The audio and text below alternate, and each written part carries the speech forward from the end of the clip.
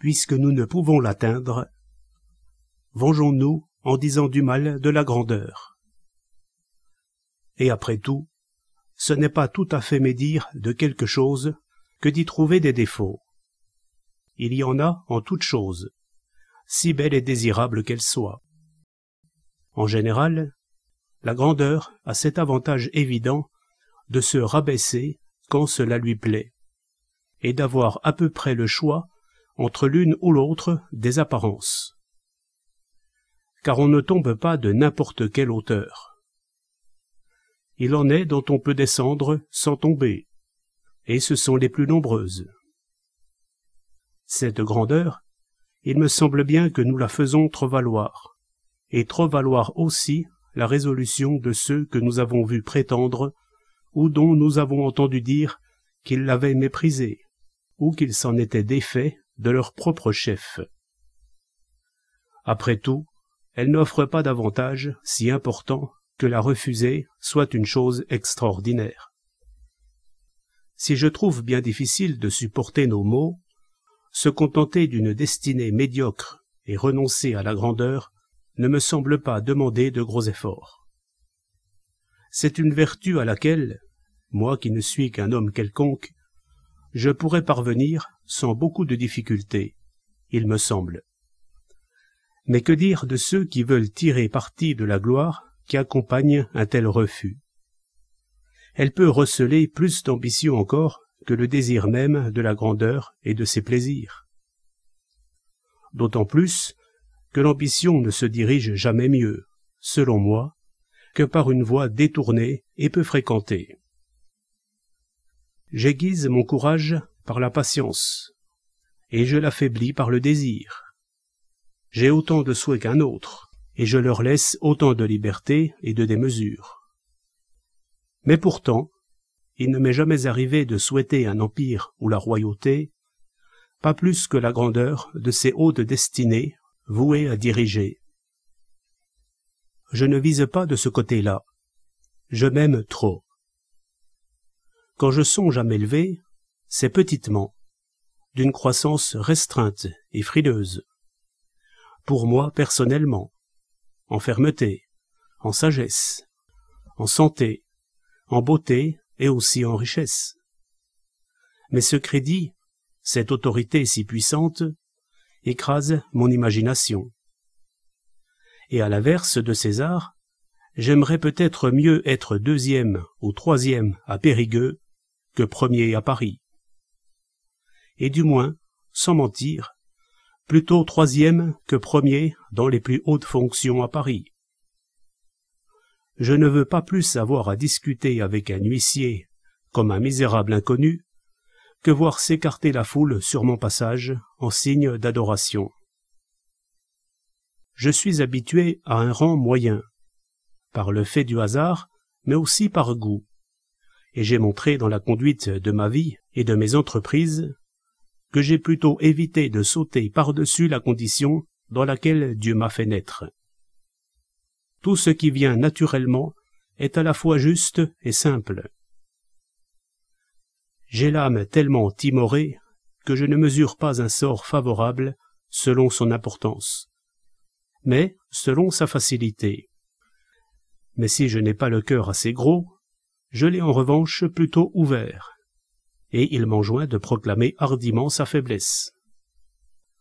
Si je devais comparer 2 vies, celle de Torius Balbus, galant homme, beau, savant, en bonne santé, fin connaisseur en toutes sortes d'agréments et de plaisirs, menant une vie tranquille et bien à lui, l'âme bien préparée devant la mort, la superstition, les douleurs et autres inconvénients de la condition humaine, et qui est mort à la guerre, les armes à la main pour la défense de son pays, d'une part, et d'autre part, celle de Régulus, aussi noble et altière que chacun la connaît, avec sa fin admirable, l'une sans nom, sans éclat, l'autre exemplaire et admirablement glorieuse, j'en dirais certainement ce qu'en a dit Cicéron, si je savais le dire aussi bien que lui.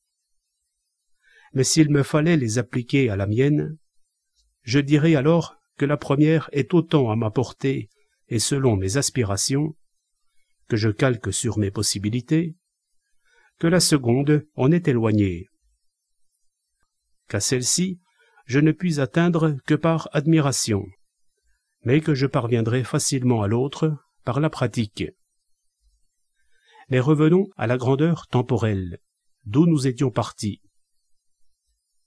J'ai une grande aversion pour l'autorité, autant pour l'exercer que pour la subir.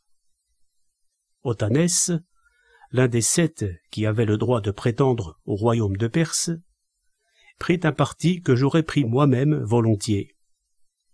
Il abandonna en faveur de ses compagnons son droit à pouvoir y parvenir par élection, ou par le tirage au sort, pourvu que lui et les siens puissent vivre dans cet empire sans avoir à subir aucune autorité ni sujétion, sauf celle des lois antiques, et qu'ils y disposeraient de toutes les libertés qui ne seraient pas contradictoires avec ces dernières. Ils ne supportaient ni de commander, ni d'être commandés. Le plus ardu, le plus difficile métier du monde, à mon avis, c'est d'exercer dignement celui de roi.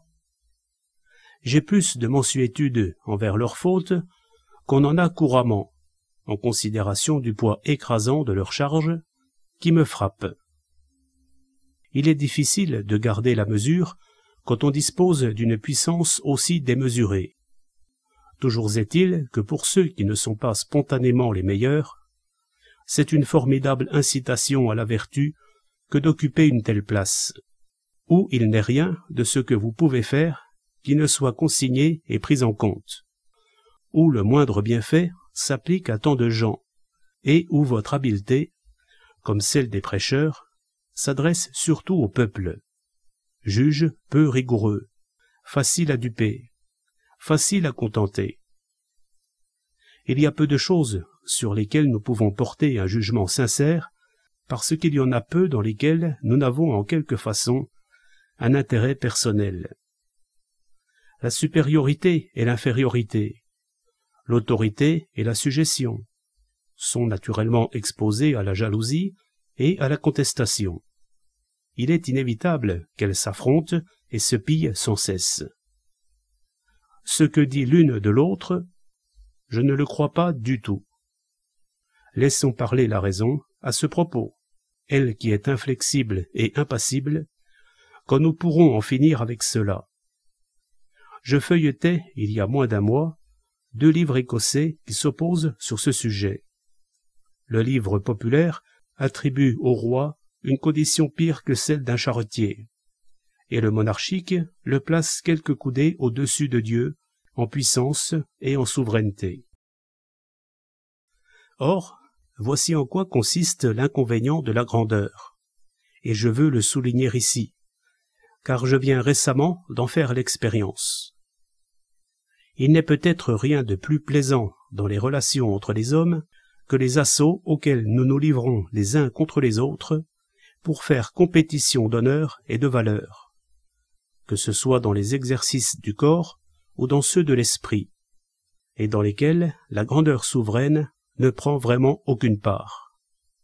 Et en vérité, je trouve que souvent, par respect, on y traite les princes de façon dédaigneuse et injurieuse. Car ce dont je m'offusquais énormément dans ma jeunesse, à savoir que ceux qui m'affrontaient évitaient de s'y employer tout à fait, parce qu'ils m'en trouvaient indigne, c'est pourtant ce qui leur arrive tous les jours maintenant, chacun se jugeant indigne de se battre contre eux.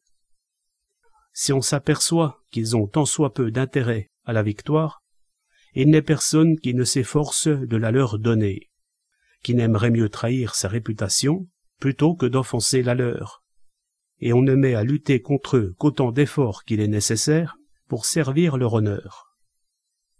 Quelle part ont-ils dans une joute où tout le monde est de leur côté?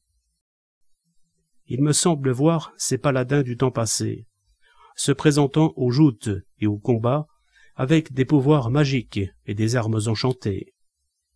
Brisson, courant contre Alexandre, fit seulement semblant, et ce dernier le lui reprocha. mais il aurait dû lui faire donner le fouet. Carnéade disait que les enfants des princes n'apprennent rien correctement si ce n'est à manier les chevaux, puisque dans tout autre exercice, chacun s'aplatit devant eux et s'arrange pour qu'ils gagnent. Mais un cheval n'est ni flatteur ni courtisan, et jette le fils du roi à terre comme il le ferait pour le fils d'un trimardeur. Homère a été forcé d'admettre que Vénus soit blessée pendant la guerre de Troie, elle si douce, si sainte et si délicate, pour pouvoir lui donner ainsi du courage et de l'audace, qualité dont ne peuvent se targuer ceux qui sont à l'abri de tout danger. On montre des dieux coléreux, peureux, jaloux, souffrants, fuyants, emportés par la passion, pour leur faire honneur des vertus qui prennent naissance chez nous de ces défauts-là. Qui ne s'expose aux dangers et aux difficultés ne peut prétendre récolter les honneurs et les satisfactions qui en découlent.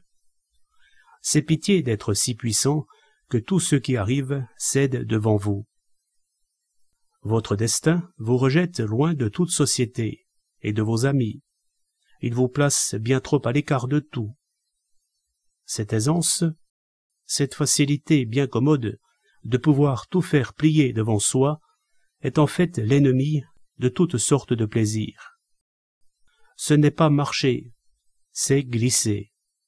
C'est dormir et ce n'est pas vivre.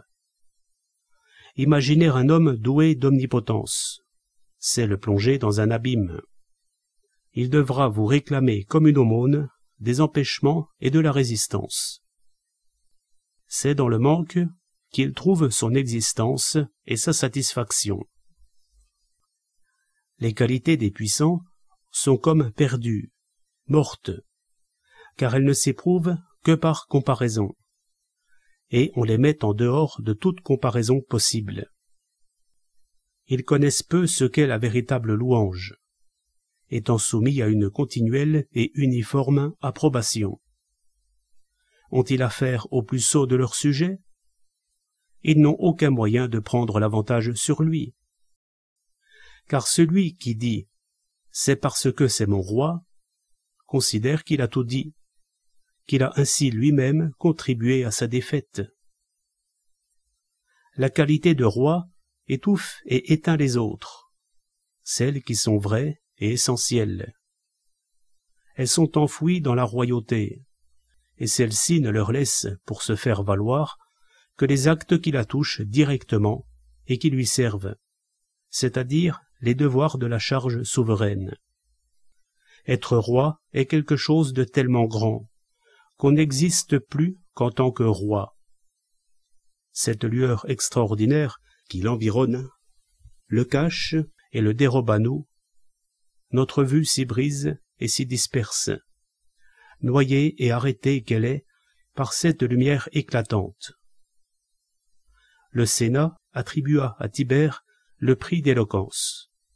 Il le refusa, estimant qu'il n'aurait pu éprouver du plaisir d'un jugement aussi peu libre, quand bien même il eût été justifié. Comme on leur accorde tous les avantages honorifiques, on justifie du même coup leurs défauts et leurs vices, et on les y conforte, non seulement parce qu'on les admet, mais parce qu'on les imite. Chacun des membres de l'entourage d'Alexandre portait, comme lui, la tête penchée de côté, et les flatteurs de Denis l'Ancien se bousculaient et trébuchaient en renversant ce qui se trouvait devant eux pour montrer qu'ils avaient une vue aussi mauvaise que la sienne. Même les infirmités ont parfois servi de moyen pour obtenir des recommandations et des faveurs. J'ai vu la surdité employée à cette fin. Plutarque raconte avoir vu des courtisans répudier leurs femmes, qu'ils aimaient pourtant, parce que leur maître détestait la sienne. Pire encore, on a vu la paillardise et la vie dissolue être en faveur, tout comme la déloyauté, les blasphèmes et la cruauté, l'hérésie, la superstition, l'irréligion, la mollesse et pire encore, s'il peut y avoir pire. Les flatteurs de Mithridate, parce que leur maître revendiquait l'honneur d'être un bon médecin, lui offraient leurs membres à inciser et cautériser. Mais il y a encore plus grave, ceux qui acceptent de faire cautériser leur âme, partie plus délicate et plus noble. Et pour achever par où j'ai commencé, l'empereur Hadrien débattait avec le philosophe Favorinus de l'interprétation de quelques mots, et Favorinus le laissa bientôt triompher. Comme ses amis le lui reprochaient, il dit « Vous vous moquez. Comment voudriez-vous qu'il ne soit pas plus savant que moi, lui qui commande à 30 légions ?» Auguste écrivit des vers contre Asinus Polion. « Quant à moi, dit Polion, je me tais. Ce ne serait pas très sage d'écrire contre celui qui peut me proscrire. » Et ils avaient raison, car Denis, parce qu'il ne parvenait pas à égaler Philoxène comme poète, ni Platon dans ses ouvrages, condamna l'un aux carrières et fit vendre l'autre comme esclave dans l'île d'Égine.